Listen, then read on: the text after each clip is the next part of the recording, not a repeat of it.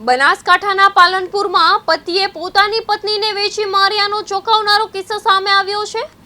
પાલનપુર શહેર પશ્ચિમ પોલીસ સ્ટેશને માનવ તસ્કરી, દુષ્કર્મ અને અન્ય ગંભીર કલમો હેઠળ ગુનો નોંધી મુખ્ય આરોપી નિકેશ પટેલ સહિત 6 આરોપીઓને ઝડપી પાડ્યા છે। પોલીસે તપાસમાં સામે આવ્યું છે કે નિકેશ પટેલે પોતાની પત્નીને અન્ય લોકો સાથે સંબંધ બાંધવા દબાણ કર્યું હતું અને બાદમાં મિત્રોની મદદથી મહિલાને અલગ અલગ જગ્યાએ લઈ જઈ અંદાજે 50,000 રૂપિયામાં વેચવાનો સોદો કર્યો હતો। આરોપીએ મહિલાને 7 દિવસ સુધી બંધક બનાવી શારીરિક શોષણ પણ કર્યું હોવાનું સામે આવ્યું છે।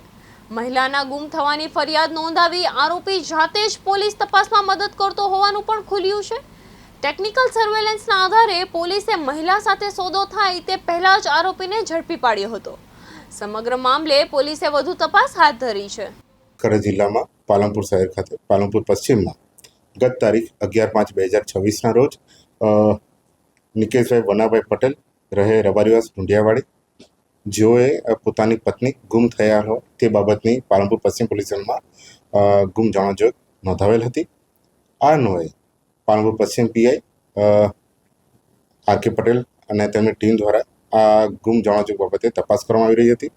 તે દરમિયાન પાલનપુર પૂર્વ પોલીસ સ્ટેશન ખાતે જે ગુમ જાણોજોગ જેમને આપેલી હતી નિકેશ, એમની પણ ગુમ જાણોજોગ 13/5ના રોજ પાલનપુર પૂર્વ પોલીસ સ્ટેશન ખાતે નોંધાઈ છે।